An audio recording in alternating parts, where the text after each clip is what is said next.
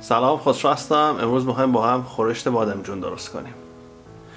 خب مواد اولیه برای درست کردن خورشت بادمجون گوشت هم میتونید گوسفندی استفاده کنید، هم گوساله، بادمجون، پیاز، گوجه فرنگی، سیر، قوره، رب گوجه فرنگی، نمک و فلفل و زردچوبه، دارچین، زعفرون، روغن مایه و آبقوره. آب قوره اختیاریه، بعد بزنین تو لحظه آخر. بعد خورش رو میچشین، اگه ترشیش کم بود آب قوره رو بهش اضافه میکنیم، اگه لازم نبود که اصلا استفاده نمیکنیم. خب اولین کاری که میکنیم اینه که پیاز رو خورد میکنیم، بعد با روغن تفتش میدیم. یه قابلمه رو گاز بذارین، زیرش رو روشن بکنین. وقتی داغ شد توش روغن میریزین، بعدم پیازا رو بهش اضافه میکنیم. یکم که پیازمون سرخ شد زردچوبه رو بهش اضافه میکنیم.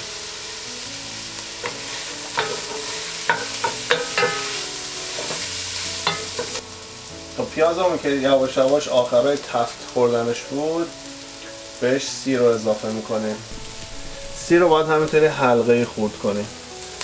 یکم که سیرتون هم تفت خورد بهش گوشت رو اضافه میکنیم.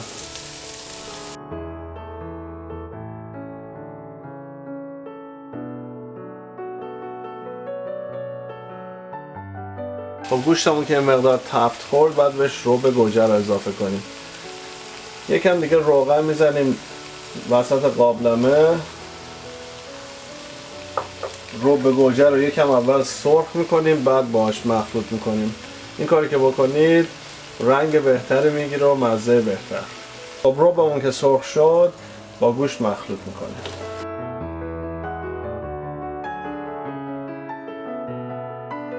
بعد گوجه رو بهش اضافه میکنیم. گوجه هم همینطوری خورد باشه. خب حالا نمک و فلفل و دارچین رو بهش اضافه میکنیم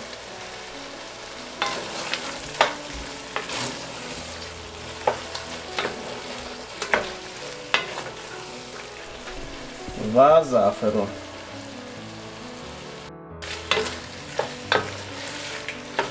باید به غذاتون آب جوش اضافه کنید. اینقدر باید آب بریزیم که روی گوشتا رو پر کنه. یه هم بهش میزنیم، در قابلمه رو میذاریم که گوشتا بپزن. خب بادمجونا رو پوست میکنیم و به تیکه‌های کوچیک تقسیمشون میکنیم. بستگی به اندازه بادمجون، بعضی وقتا حتی لازم هم نیستش که اینا رو از وسط نصفشون بکنید. بعضی وقتا بادمجون یه ذره بزرگتر هم باید تقسیم بر 3 بکنید. یه همچین سایزی کافیه. خب اینا رو که میبینید برای تزیین روش اینطوری بریدم. اینا رو بعدا میتونیم بذاریم روی خورش که حالت قشنگتری بهش بده. خب من بادمجونا رو سرخ نمی‌کنم برای اینکه یکم روغن کمتری مصرف بشه و سالم‌تر باشه. توی فر میذارمشون. اگه خواستین توی فر بذارین یه ظرف فر آماده میکنین، یه کاغذ شیرینی‌پزی میذارین روی ظرف فر که بادمجونا بهش نچسبه. بعد بادمجونا رو میذارید همینطوری کنار هم. بعد بهش نمک میزنید.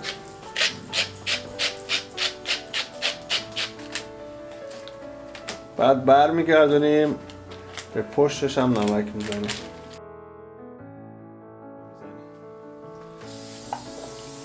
بعدم یکم اسپری روغن اگه داشتین بهش میزنین. اگرم اسپری نداشتین روش همینطوری روغن مایه میزنین. دوباره اینا رو برمیگردونیم و سمت دیگه‌ش هم روغن میزنیم. فر رو باید بذارین روی ستینگ برویل یا همون که از بالا روشن میشه. اگه دما داره دما رو بذارین روی 500 درجه فارنهایت. اگرم نداره بذارین روی ستینگ های. بعد که فر داغ شد بادمجونا رو میذاریم توی فر.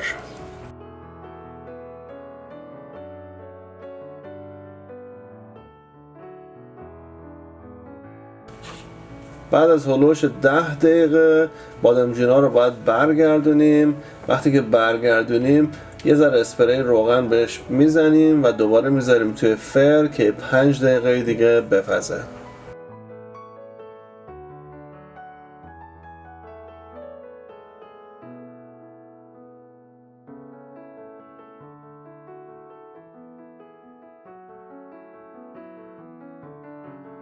40 دقیقه‌ای که از پختن گوشتتون گذشت، در قابلمه رو برمی‌دارین و قوره رو بهش اضافه می‌کنین. خودش تا هم می‌زنیم و در قابلمه رو دوباره می‌ذاریم.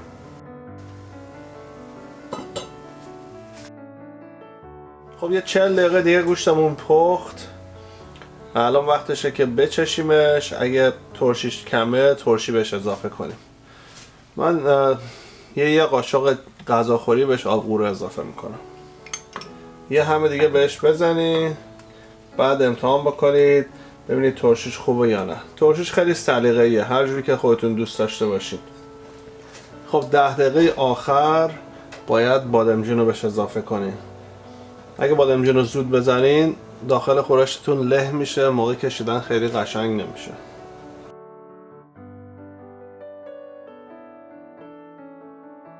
خب خورش بادمجونمون آماده است. روشا آمده که با هم امتحان کنیم. خورش بادمجون با سالاد شیرازی و ترشی و سبزی خوردن خیلی خوشمزه میشه. اگه دوغ هم داشته باشین که چه بهتر.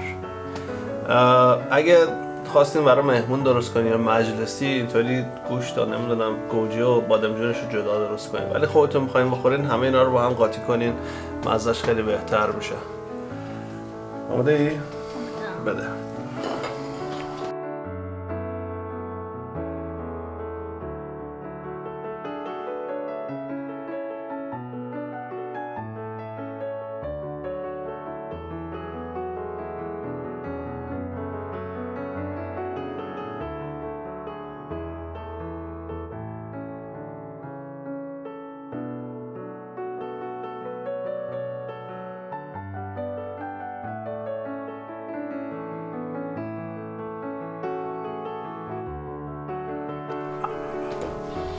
سلام. کلیو بزنیم. خیلی خوشمزه بود. همونطور که دیدین فقط یه قاشق روغن زدم برای سرخ کردن پیاز، یکم هم روغن زدم که رب سرخ کنین. اونم خیلی اجباری نیست، اگه دوست داشتین میتونین روغن به رب گوجه‌تون نزنین. اینطوری خیلی غذای سالمی میشه، روغنش کم، خیلی هم خوشمزه میشه. اگر هم خواستین برای مهمونی درست کنید یا مجلسی درست کنید، اگه خواستید میتونید بادمجونا رو توی روغن سرخ کنید و همینطوری جدا سروش بکنید که یه ذره قشنگتر بشه. خب چطور بود؟ عالی بود. خب امیدوارم که این غذا رو درست کنید، از خوردنش لذت ببرین. لایک و سابسکرایب یادتون نره. ویدیو رو با دوستاتون و فامیلتون شیر کنید. تا هفته بعد، خداحافظ. پیس.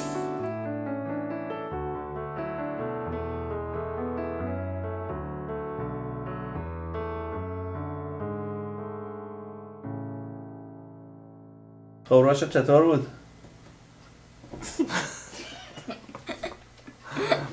بریم. خب حالا چطور بود؟ خب چطور بود؟ عالی بود. یه ذره باید قشنگ بگو عالی بود. خب عالی بود.